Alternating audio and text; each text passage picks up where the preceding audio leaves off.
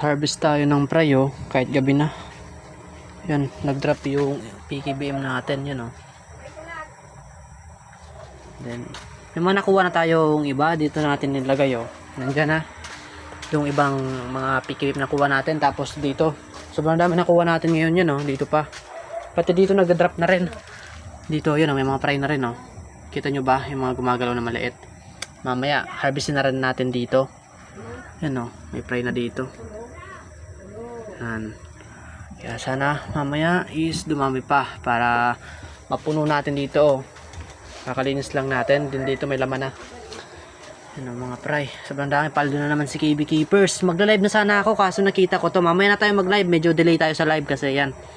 Harvest muna tayo ng mga fry ng PKBM natin yan oh. Yung mga nagtatanong pala bakit daw itim yung fry ng PKBM kapag bago.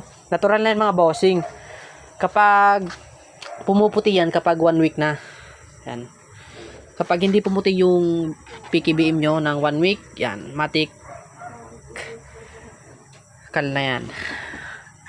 Sa akin kasi dito, yan, nag-white na siya kapag 1 week. Ganun nakalaki oh. Nandun mga nakalagay oh, dyan. Mga 1 week pa lang yan dyan. Dito 3 weeks na dito. Pa 3 weeks ngayong Lunes. Yan. BBS lang tayo ng BBS. Sakto may order tayo ng BBS. Kaya yan. Saya ko ngayon kasi nag-drop na naman yung PKBM natin. Yan o. Harvest muna. Kaya yan. Isang bagsak muna. Tama naman.